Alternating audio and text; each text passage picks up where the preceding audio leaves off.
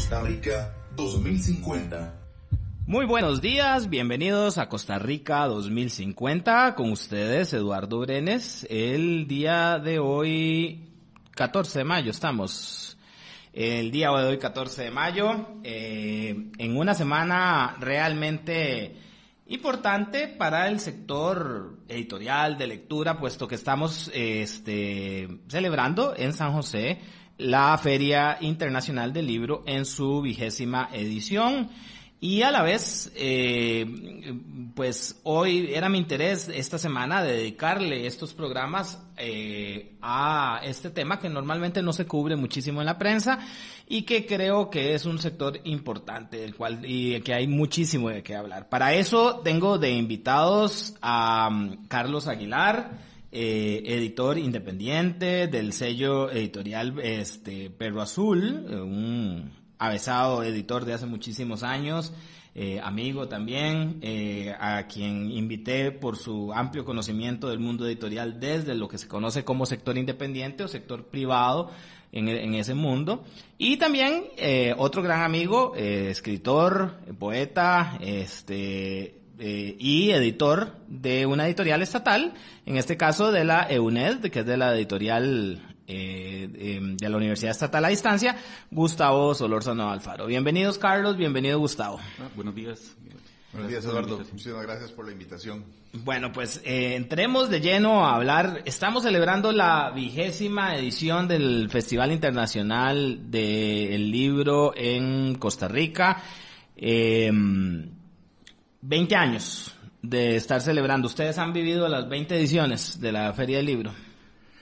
Sí, bueno, no he estado en todas, pero sí las recuerdo desde que empezaron, efectivamente. Digamos, ya tengo que decir que tengo más de 25 años de estar acá, de alguna manera conectado con el medio literario, ¿verdad? Uh-huh. Y principalmente, y luego con el medio editorial también. Hay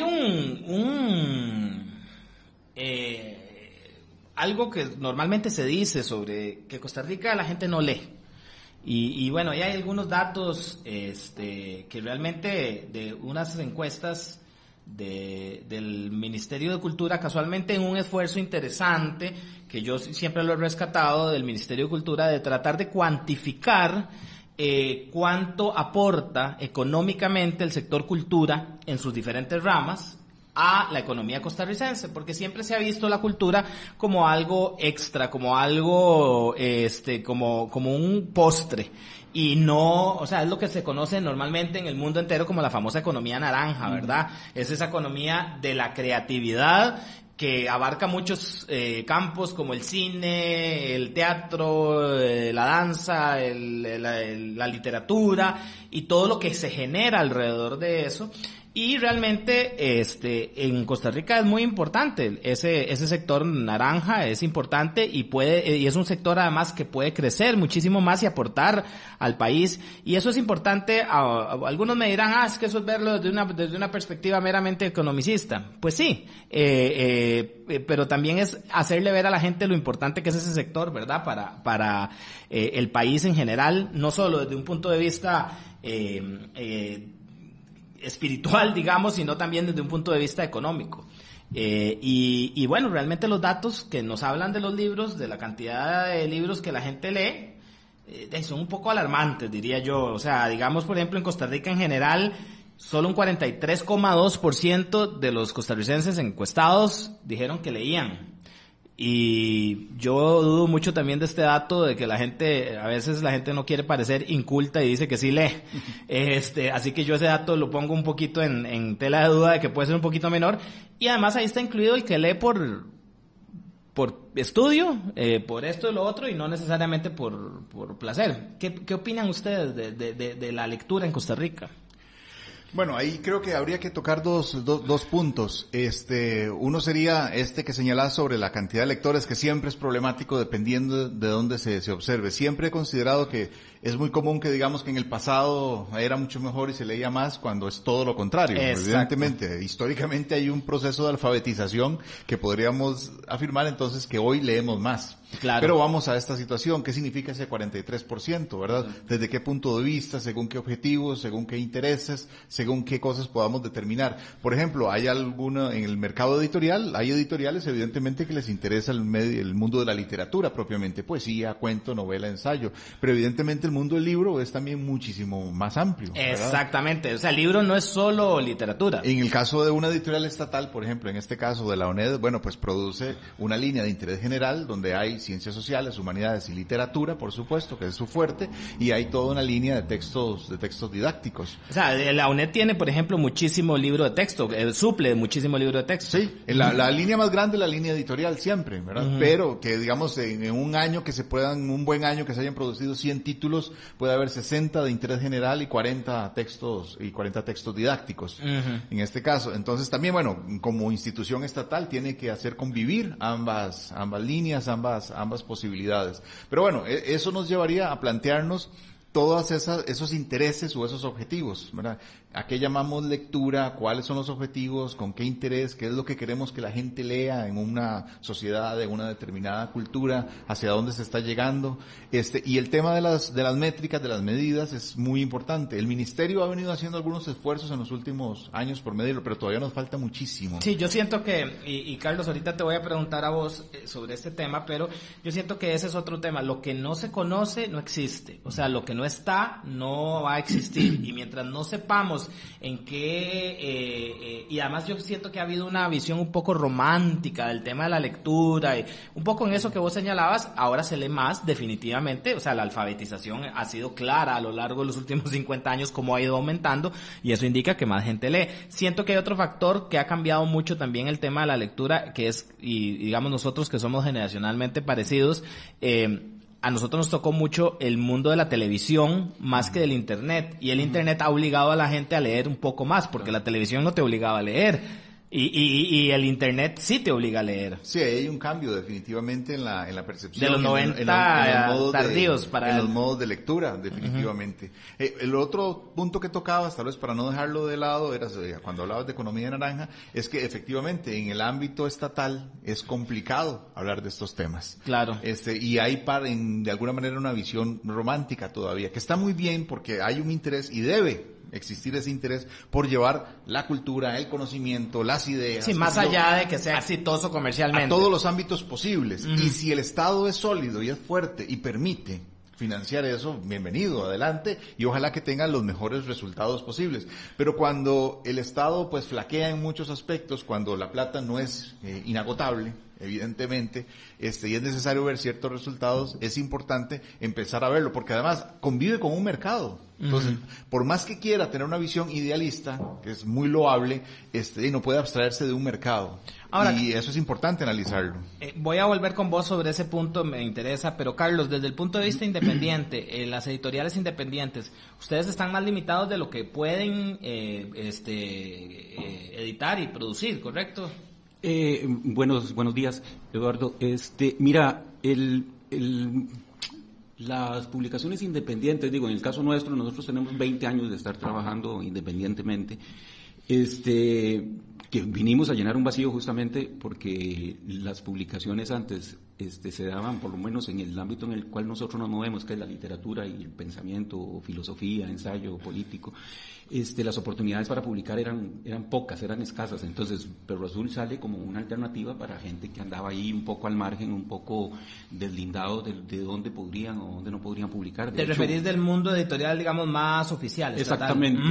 Y nuestra gestión ha sido un poco esa, o sea, abrir un poco de espacios y producir nuestro material, publicarlo y buscar nuestros autores. Lo que pasa es que también cuando se habla del mundo, por ejemplo, nosotros estamos totalmente involucrados en lo que es la economía naranja. Nosotros somos una empresa, fundamentalmente. Una empresa. Somos eso, o sea, una pequeña empresa. Una pequeña empresa que se dedica a publicar libros. En este caso nosotros publicamos libros de literatura, poesía, narrativa y pensamiento. Pero no dejamos de ser una empresa, o sea, nosotros vivimos de lo que vendemos y promocionamos a nuestros autores en ese sentido.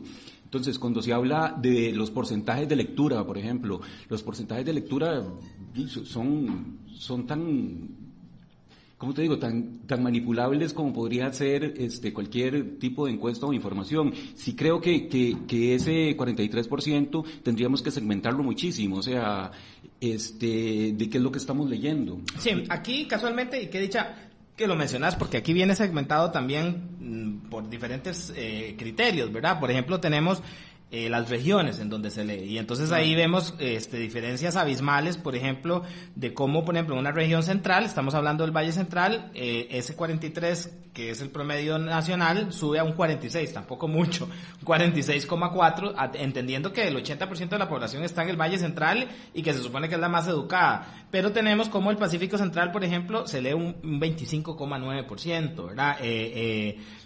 Tenemos que la Huetar Norte raramente lee más que la región central, por ejemplo.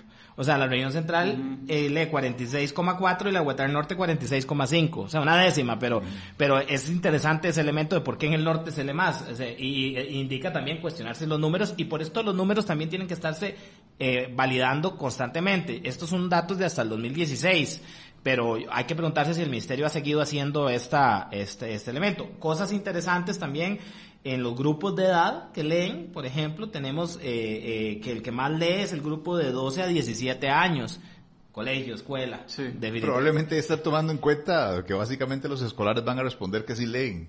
Claro, porque los obligan en la lectura es obligatoria. La lectura es obligatoria. Pero tenemos también que, por ejemplo, el otro que más lee, bueno, es el de 5 a 11 años, escuela, 62%, y de ahí baja y pasa a un 41,2 de 18 a 35, universidad. Sí, no quisiera tomarlo a la ligera, pero pareciera muy evidente, ¿verdad? Sin haber realmente analizado el fenómeno, por dónde es que puede venir el asunto. Exactamente, ¿verdad? Y ve que, por ejemplo, es interesante, digamos también la cantidad de libros promedio que leen.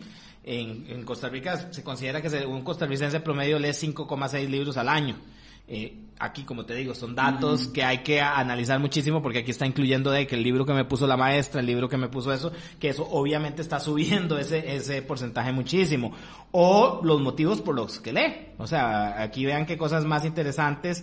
Por ejemplo, los que leen por gusto o entretenimiento dice que son un 61%, los que leen por estudio un 20,4%, los que leen por desarrollo personal un 8,9% y un 9,1% por otras razones. Bueno, son datos, como todos los datos uno los puede poner a decir lo que quieran de alguna manera, pero yo sí creo que son importantes, y el sector independiente que vos mencionabas, es una empresa y yo, esa es otra parte que me pregunto, ¿cuánto lo consideramos como una empresa en el sentido para que tenga los incentivos y las facilidades que el aparato estatal le da a los emprendimientos? Yo me imagino que para ustedes es muy difícil, por ejemplo, y esto no te sientas mal porque eso le pasa a cualquier pyme, y lo he venido hablando en otros temas, vos tener 2 empleados te significa asegurarlos. Le significa pagar lo mismo que paga cualquier empresa grande, ¿verdad? No, me encanta de hecho que toques el punto. Ajá. Porque justamente, no sé de hecho cómo ahora nos ubicaron como economía naranja, pero igual no tenemos acceso a ningún tipo de crédito. Bueno, ese es un punto interesante. Bueno, no tenemos acceso a crédito, no tenemos acceso a formación, por ejemplo, ni hay una buena gestión de quienes tienen que hacer esa gestión. Por ejemplo, nosotros no estamos pidiendo que el Estado nos ayude a que nos que lo subsidien, ni mucho menos. No, lo que queremos es que hagan bien su trabajo para que nosotros podamos desarrollar el nuestro. Entonces, cosas tan sencillas como revisar, por ejemplo, los programas de lectura de la gente de ese es otro tema. Ese es un tema que quiero que hablemos ahora en otro segmento, pero terminemos con este punto, básicamente me gusta mucho lo que hablaste. Yo creo que aquí hay que plantear una cosa: esto no es una batalla entre lo estatal y lo privado. Creo que las dos coexisten y pueden coexistir, y más bien la salida, que yo creo que el año 2000 fue muy importante, y corríjanme ustedes, en el mundo editorial, porque siento que hubo un boom. Lórzano.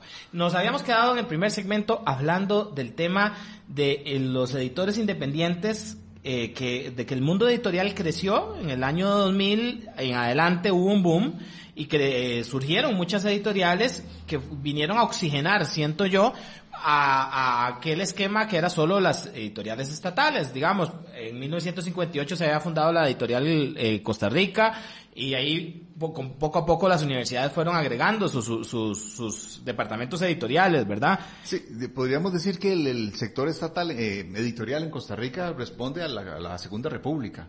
Sí, básicamente. La editorial Costa Rica como la editorial propiamente del Estado y luego las editoriales estatales que hoy llegan a ser universitarias, que hoy llegan a ser 5, son las que dominan el mercado. Y es un mercado totalmente diferente al que había antes de los años 40. Pero era lo que te iba a decir. Antes de los años 40, no creamos que todo se inventa del 48 para acá. Exactamente. O sea, a principios de siglo, la producción editorial en Costa Rica era monstruosa. Estamos hablando justamente de otro ámbito donde igual, empresarios independientes o artistas independientes o gente del medio, intelectuales independientes muchas veces, o gente que montaba su propia imprenta, era donde se producía, y se producía del modo en el que tradicionalmente se han hecho los libros, ¿verdad? A través del oficio, del aprendizaje, del amor por los libros, etcétera. Evidentemente, siempre he señalado esto, la Segunda República, porque es un cambio fundamental.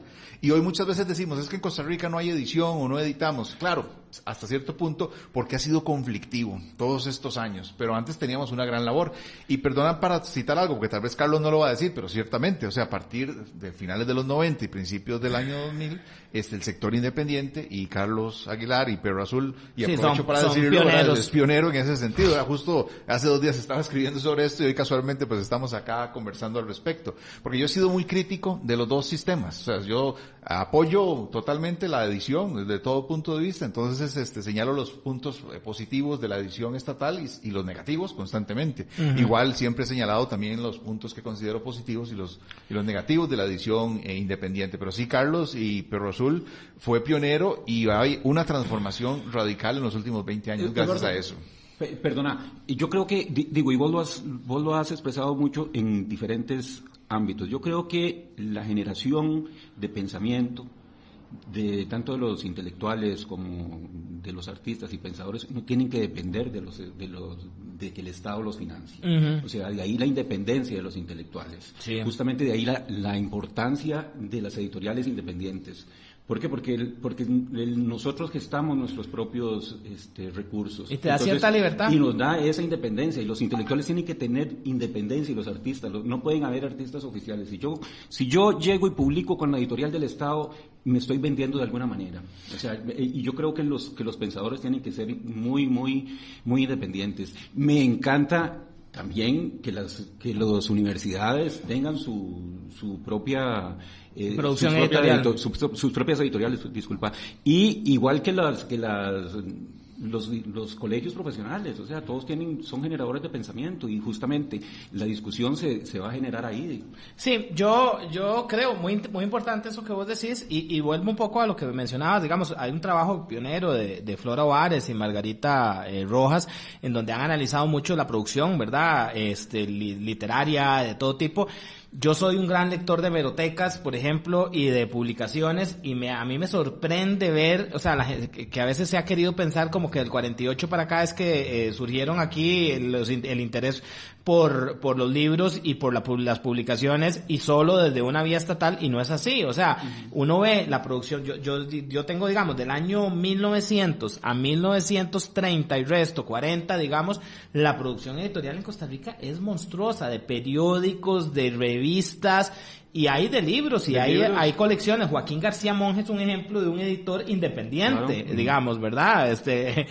Joaquín García Monge, con su revista además, también tenía producción de libritos que reproducía además por sus contactos con todo el mundo latinoamericano. Yo siento que ahora también, por ejemplo, las editoriales independientes han venido a hacer mover también al sector estatal. O sea, el sector estatal se ha visto también que ha tenido que remozarse porque hay una producción, ¿verdad? Sí, sin embargo, no diría que se da en todos los ámbitos. No en todos los ámbitos o no en todas las universidades se ha generado esa conciencia, porque yo que estoy dentro del sector estatal, que soy solamente un funcionario, desde ese punto de vista, pero me interesa el libro, conozco el medio de los libros, estoy conectado y sé lo que está sucediendo. Entonces trato de dar la lucha justamente para que se generen cambios. Bueno, yo he visto trabajo de la UNED casualmente. Vos sabés lo que es de difícil poder hacer transformaciones en el aparato estatal dentro de la administración pública. Es una lucha diaria, permanente, complicadísima. Sí, que además pasa por otro elemento también que es interesante e importante, y es el mercadeo del libro.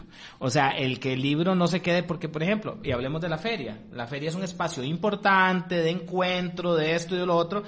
pero la feria no deja de ser una burbujita, ¿verdad? Una burbuja en donde tenemos a un público muy cautivo que es el único que va. Y una vez al año. Y es una vez al año y en un sector. Bueno, permítame conectar eso con algo ahora que mencionábamos de las regiones, ¿verdad? De dónde se lee. Bueno, una queja que existe siempre en el sector es que todo se hace en el centro. Y ciertamente, no solamente en literatura o en el mundo editorial. Sabemos que el Valle Central es el que concentra la mayoría de esfuerzos. Tiene su lógica. De proceso hasta cierto punto, hasta ¿no? Por cierto supuesto. punto. Pero también ahí hay una serie de temas. La periferia también siempre está esperando ser acogida por el centro. Igual que Costa Rica está esperando ser acogida por España o por México. Exacto. Y lo que tenemos que pensar es en las posibilidades de, no tenemos que estar pensando ser acogidos por nadie. Exacto. ¿De qué manera lograr las comunidades cierta autonomía para que precisamente puedan crear sus propios espacios y no depender del centro? Porque en el centro incluso hablamos del Valle Central y aquí cuando hablamos de Feria del Libro básicamente tenemos que hablar de Barrio Escalante, sí. Barrio Amón. Si usted hace esa feria en el centro de convenciones como se pretendía y no invierte 500 millones en publicidad, transporte y logística, no llega nadie. No va a llegar como nadie. No llegaba nadie a Pedregal. Entonces básicamente es la comunidad ni siquiera del Valle Central. Básicamente la comunidad casi que urbana, clase media, alta, Josefina ¿verdad? Y del este. Exactamente, exactamente, sí. ¿verdad? Y bueno, es a ver, muy restringido. Pero también hablemoslo claro, ustedes van a preferir eso, estar ahí, que no que los tiren a Pedregal y que no les llegue nadie, porque entonces ustedes no venden nada tampoco. Pero es que además no se generan esas condiciones, ni desde las políticas locales, o sea, las municipalidades, exactamente, ni desde el gobierno central. Y creo que también desde los mismos grupos, o sea, porque además, y eso ustedes saben que yo soy un liberal y critico mucho eso, yo no es que no crea en el Estado, yo creo en el Estado. Lo que pasa es que creo que el Estado también, ese Estado tan gigante, nos ha hecho que creamos que todo tiene que pasar por él para que suceda. Esa es mi crítica más que todo. Y entonces, por ejemplo, cuando vos decís, o sea, yo celebro que haya editoriales independientes porque hay cosas que las editoriales independientes publican que no se publicarían en otras editoriales, eso por un lado. Segundo, porque siempre es bueno que el intelectual, y eso yo concuerdo con vos, esté un poco frente al poder y no dentro del poder. Veamos, por ejemplo, lo que acaba de pasar en Cuba este fin de semana de una organización estatal que es la que controla las reivindicaciones de la población LGTB, que como un grupos independientes fueron a marchar, les volaron palo, porque no pasó por el Estado. Y eso es a lo que yo critico. Ahora, en el mundo editorial, mencionabas algo antes en el primer segmento que me parece esencial. El fomento de la lectura. O sea, yo sé que eso suena a repetitivo, eso suena a señoras de hace 50 años, pero yo sigo creyendo que es una reivindicación muy válida. Si no creamos lectores, nadie va a leer. Y lo que se está fomentando desde el Ministerio de Educación, hablemoslo porque ahí está, una vez más, el Estado es el que crea ese espacio y se está fomentando la lectura desde el Ministerio de Educación. Bueno, yo particularmente descreo totalmente de estas nociones de campañas de promoción de la lectura. O sea, porque usualmente apelan a un ideal, además apelan a lo consciente, esta idea de crear conciencia, como en otros ámbitos, ¿verdad? Crear conciencia para no botar basura, para proteger el ambiente, crear conciencia para que leamos. Pero eso parte de un ideal y de una moral, incluso. Claro. Sí, entonces, hay que leer. Entonces, por supuesto que podría decir, busquemos los medios para que la mayor cantidad de personas tengan acceso a los libros, a los textos, y que la mayor cantidad de personas puedan generar sus ideas o desarrollar herramientas de pensamiento, por ejemplo. Quisiera poder hacerlo, no tengo las respuestas, pero la forma en la que se ha hecho es totalmente equivocada y no conduce absolutamente a nada. Toda campaña de invitemos a los niños a leer, o sea, es una campaña basada en un criterio moral que no conduce, por lo general, a ningún resultado positivo. Exacto. Eduardo, y también tiene que ver con políticas, o sea, hay modas, entonces ahora todo tenemos que leer, pero ¿qué es lo que estamos leyendo? Vamos otra vez por ahí. Yo pienso que no es incentivar la lectura, claro que hay que incentivarla, es cambiar el sistema educativo, o sea, tenemos que educarnos. Es que bueno, yo lo que voy, y yo concuerdo mucho con Gustavo en lo que dice, me parece, yo también siento que esa moraliña de hay que leer es lo que ha fallado muchísimo. Sin embargo, uno ve, yo como todos los radioescuchas saben, yo uso bus para venir acá, y es una cosa que observo mucho durante mi trayecto en el bus. ¿Quiénes van leyendo? Hoy en los 3 buses que cogí, una persona iba leyendo. iba leyendo además me hace mala cara porque estaba yo tratando de fijarme qué era lo que estaba leyendo y entonces iba haciendo a malabares. Y bueno, iba leyendo una novela de una escritora surafricana radicada en Londres, Patricia Hawkins. Es como más un bestseller de un tipo, pero bueno, era una novela que se estaba dando ahí. Fue la única persona que iba leyendo. Me ha tocado vivir en el extranjero, estar en el extranjero, y uno ve muchísimo también gente, o sea, sociedades en donde se lee muchísimo más. Algo hacen esas sociedades para que la gente lea más. Y ahí sí pasa porque tiene que ver algo, Gustavo, con el tema educativo. Porque la gente no lee más por generación espontánea. Es porque de alguna manera alguien se lo ha fomentado, se lo ha inducido. Yo soy una persona que he sido un lector porque en mi casa me formaron como lector, pero que también conozco muchísimas personas que son grandes lectores, que no fue por la casa, sino fue por un maestro, un profesor, un amigo, alguien que le presentó un libro. O sea, en mi caso yo me recuerdo mi tío Roberto Villalobos, que llegaba y yo siempre lo veía leyendo y tenía aquellos bibliotecas llenas de libros y para mí era un mundo. O yo me acuerdo la biblioteca de mi abuelo donde yo me iba y me sumergía de chiquito, pero bueno, eso era yo. Pero algo se tiene que poder hacer desde alguna perspectiva, no desde esa perspectiva, y te entiendo, moral, de hay que, pero... Creo que en parte, si me permiten el problema, nuevamente volvemos al tema del Estado, ¿no? Uh-huh. Las políticas públicas... Yo no estoy hablando del Estado, estoy hablando de... O sea, yo desgraciadamente la educación pasa por el Estado. No, por eso, país. yo quiero volver a eso porque me parece que está conectado. O sea, quiero volver a este tema nuevamente. Antes hablábamos de cómo existió a finales del siglo XIX y en la primera mitad del siglo XX un mercado editorial pujante, de alguna manera, de periódicos, revistas y libros que eran independientes o privados, sencillamente, claro. Y que luego hay un cambio, ¿verdad? Cuando, a partir de los años 40, los años 50, la Segunda República, que tienen muchísimos beneficios que tenemos que agradecer, evidentemente, pero sabemos también que ese Estado terminó o ha terminado por atrofiarse. Entonces, el mercado editorial ha tenido ahí una serie de cambios que ha requerido nuevamente del impulso independiente y privado, ¿verdad? Como decíamos ahora, a principios del siglo XXI, para reactivarse o generar unos pequeños cambios importantes. Igualmente en las políticas públicas, en la educación. Sí. Y es uno de los problemas, o sea, la educación también está atrofiada totalmente en nuestro país. Entonces es imposible que en los últimos 50 años hayamos formado generaciones de lectores. Más bien las hemos prácticamente desaparecido. Para que puedan elegir qué es lo que van a leer. Es que era lo que te iba a decir. A mí lo que me duele es ver que yo también tengo contacto con educación privada y yo veo cómo en la educación privada los niños leen un poco más. O sea, yo di clases en colegio y veía todo, hacía un programa propio y al final los preparaba el último mes para el bachillerato. Sí. Con una práctica, un ejercicio. Claro, pero por lo menos, y yo siempre he pensado, no tenemos que tener ese ideal, como vos lo decías, de pensar que los 45 niños o 30 niños de tu clase van a ser grandes lectores. Con que vos saques 2 o 3 es una gran ventaja. Vamos un poquito a la Feria del Libro. Porque no hemos hablado de ella, hemos hablado del mundo editorial y realmente íbamos a hablar primero de ella y como siempre la conversación se va por otros rumbos.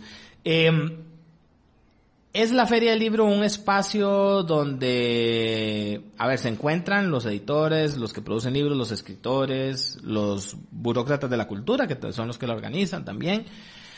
¿Qué significa la Feria del Libro este año? ¿Cuántos libros nuevos? ¿Saben más o menos datos de eso? ¿Hay? ¿Y ustedes encuentran que es algo productivo para las editoriales esta Feria del Libro? ¿Es una época en donde crece el pico de personas que compran libros, que se dan más conversatorios o es sencillamente una fecha burocrática más? Durante los años he oído gente que habla de ediciones épicas de la Feria del Libro y siempre las idealizan y dicen aquella del 2000 yo no sé cuánto que fue maravillosa y después viene la que fue un fracaso y ojalá que te esté metido con política para que digan que fue culpa del gobierno este. El mundo literario es un mundo y el mundo editorial es un mundo pequeño. Entonces, mundo pequeño, infierno grande, ¿verdad? Pueblo pequeño, infierno grande. ¿Qué piensan ustedes de la Feria del Libro? Carlos, tal vez. Ok, la Feria del Libro sí, para nosotros específicamente y las ediciones independientes del país, creo que es la gran vitrina. Y ha venido siendo así en los últimos años.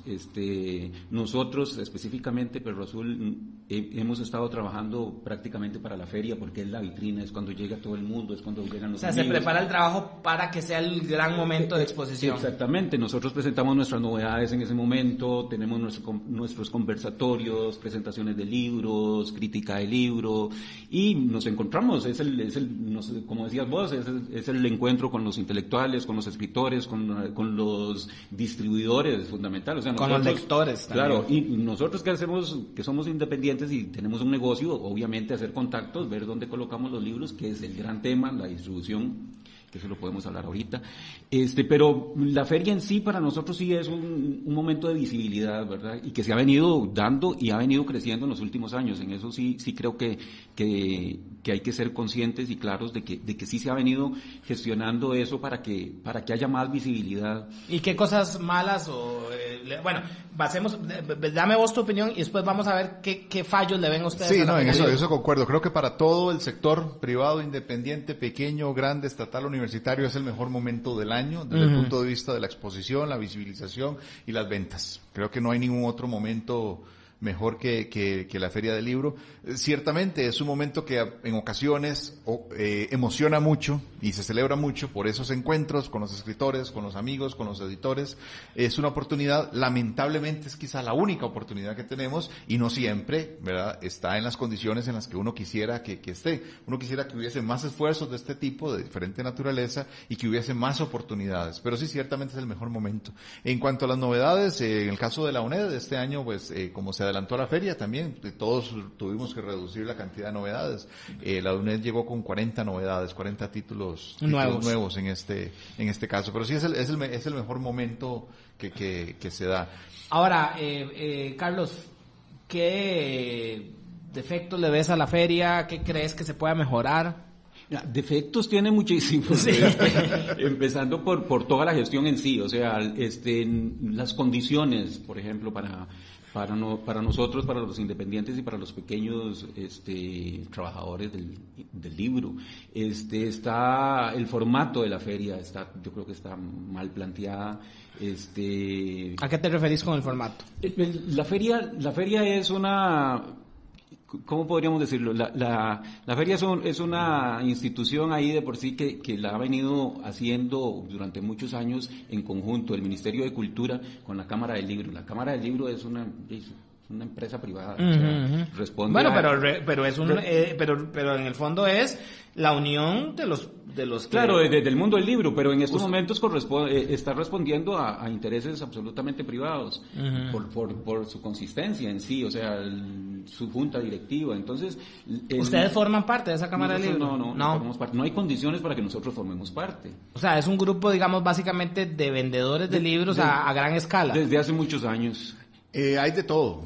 Yo he sido siempre muy, muy crítico de la Cámara del Libro, y eso lo iba a mencionar antes cuando se habla del Estado y lo privado, y es que, si nos vamos a ver, los creadores de la Feria del Libro es una entidad privada.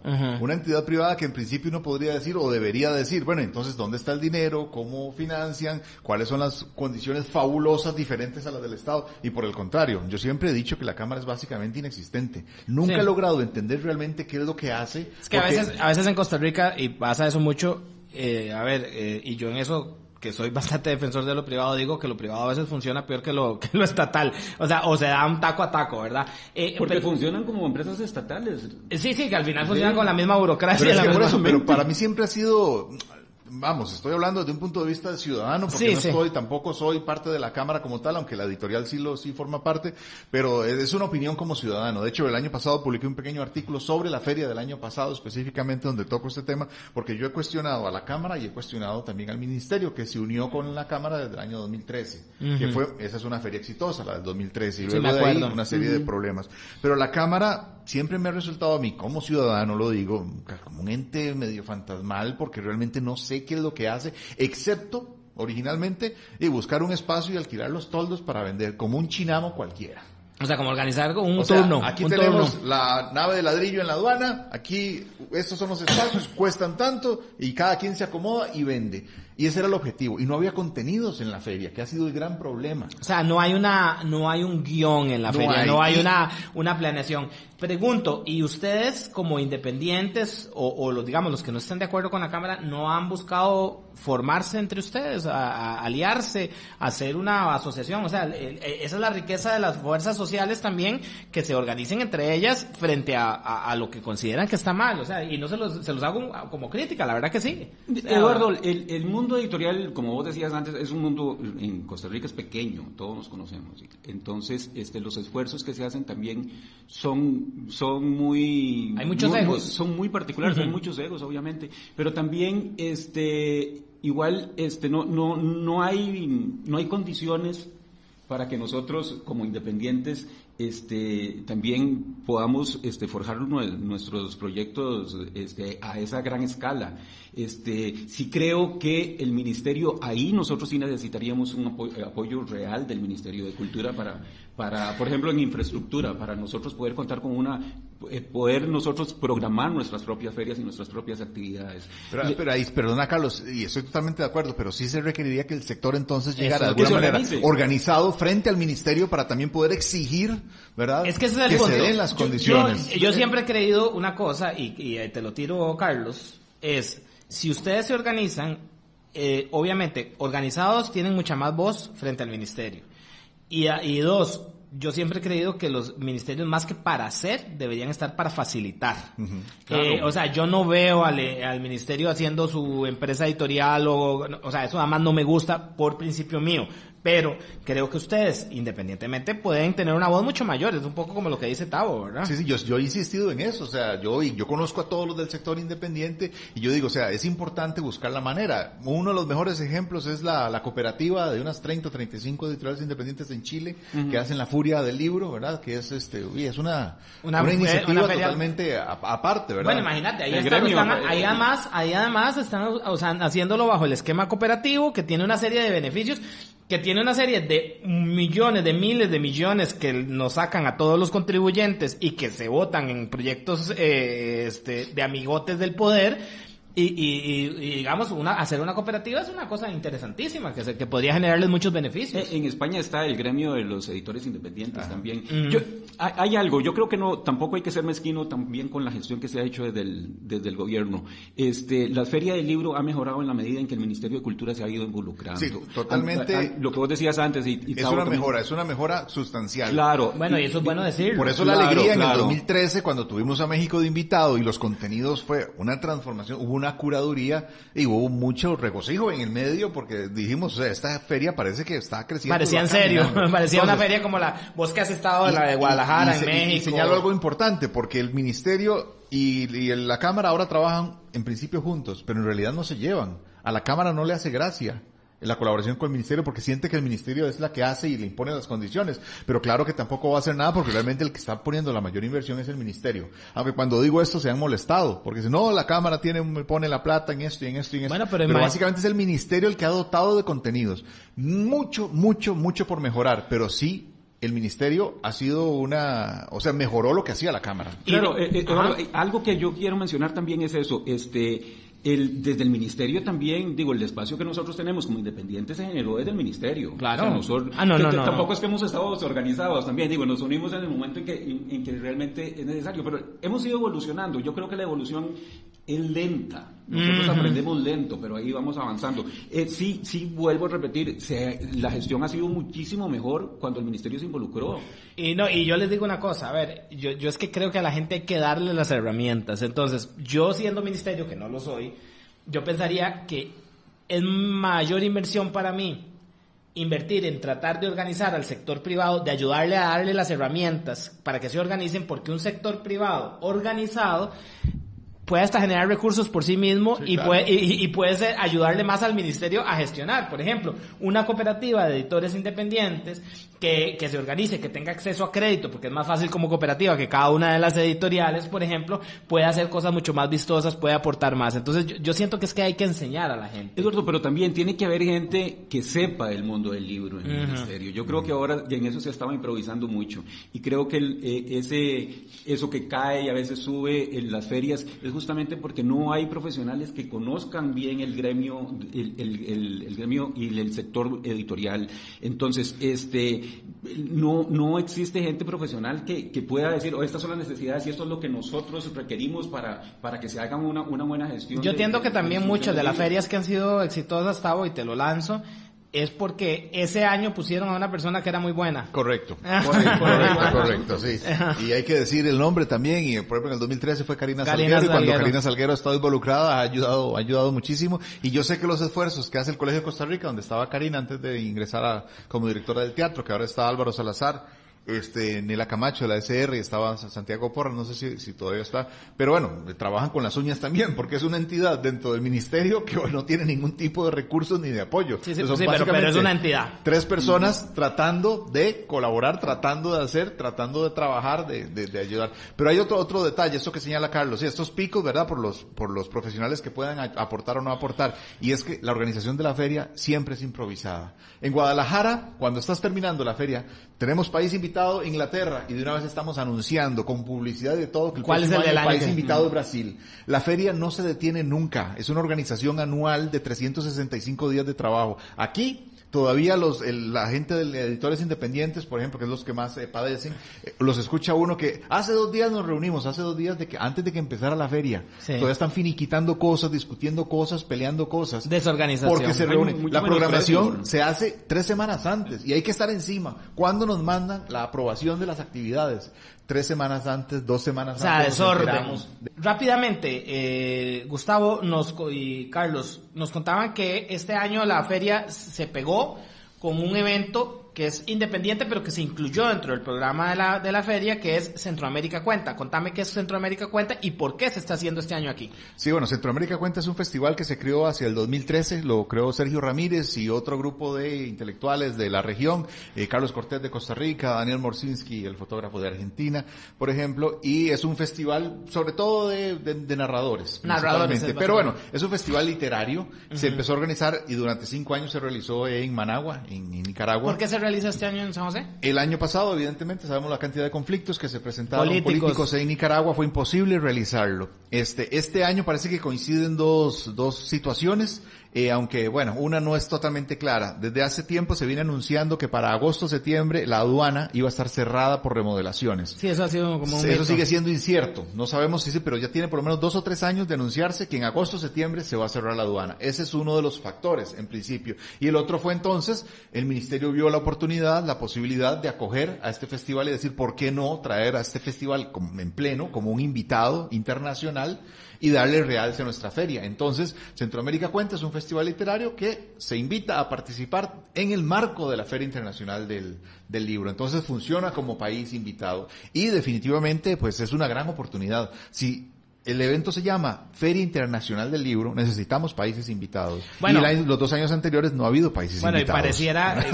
exacto, y ayuda el hecho de que Centroamérica Cuenta trae autores como Yoconda Belli, está trayendo a, bueno, el mismo Sergio Ramírez, Patricio Prom, que actualmente tiene pues muchísimo auge. Exacto, de alguna manera le da lustre al festival. Caparrós, John Lee Anderson, Caparrós, etcétera. Exacto. Sí. Carlos, ¿qué retos crees que tiene el mundo editorial en Costa Rica en el corto plazo? Hablabas del tema de la distribución. Ese es un tema recurrente que se habla todo el tiempo y que yo no veo que nunca cambie en nada. O sea, seguimos hablando de que no se distribuye bien y eso yo lo oí, Tavo, que me conoce de hace más de 25 años, 30 años, se oía en los 90, se sigue oyendo igual ahora. Sí, es el tema de las editoriales, es la distribución, y no es de las pequeñas, es de las grandes. Las grandes tienen sus propios sistemas de distribución, ellos en sí, entonces, por ahí pasan sus libros porque tienen sus representantes en todos sus países. Nosotros, en este momento, incluso lo que estamos buscando es visibilización, poder visibilizarnos como sector. Entonces la feria para eso nos sirve. Lo único es que es una vez al año y está desorganizada. Por otro lado, sí creo que los retos grandes es, a pesar de que nosotros tenemos ya 20 años de existir, es sobrevivir justamente todos los días. En época de crisis, además, ¿verdad? Porque si vamos a sufrir todos, ustedes están, ¿qué? Con el IVA, igual, ahora viene.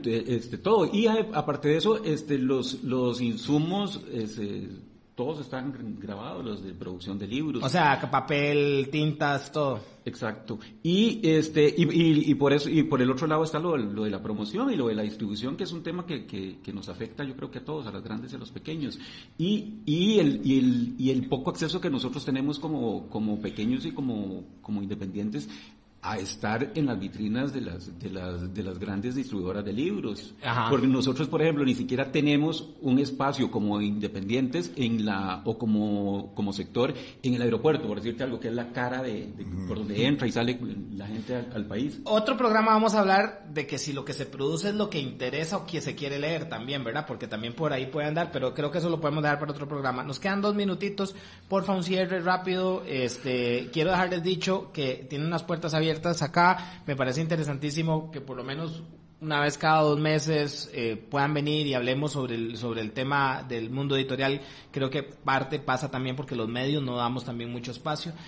Un cierre rápido. Sí, bueno, no. Un minuto cada uno. Para cerrar con el mismo tema, independientes, privados, grandes y pequeños en Costa Rica, estatales y universitarios, el problema de la distribución es básico, es el que ha afectado, quizás sea el problema principal, definitivamente. Y hay que buscar alianzas, definitivamente. No es posible que una universidad grande no pueda contar con un distribuidor internacional, por ejemplo, y que no se realicen las gestiones para tener distribuidores internacionales. Sí, o sea, independientemente de lo que se haga acá, que también es sumamente limitado por razones que, bueno, que en otro momento se pueden discutir. Y no, nada, pues hay muchos temas por tocar, ¿verdad? Y muchísimas gracias, Eduardo, por la invitación. También a la feria, creo que todavía queda hasta el 19 de mayo. Sí, claro, tenemos toda la semana, de aquí hasta el domingo. Actividades permanentes, Centroamérica Cuenta está con invitados internacionales toda la semana y continuamos con las actividades de la Feria Internacional el fin de semana y están los invitados, en el caso de la UNED, el puesto de la entrada de la antigua aduana y Carlos en la Casa del Cuño. En la Casa del Cuño, el 22 en la Casa del Cuño. Yo les digo que esta semana, el jueves, vamos a tener a Camila Schumacher hablando sobre uno de sus libros, que es de la editorial Perro Azul, que se llama el libro Atrevidas. Relatos polifónicos de mujeres trans. De mujeres trans, y vamos a tener a una de estas mujeres trans también aquí de visita, y vamos a tener también a autores como Fabián Coto que está editando con Encino Ediciones. Encino Ediciones. Muchísimas gracias. Volvemos mañana en Costa Rica 2050 a esta misma hora con Ana Madrigal.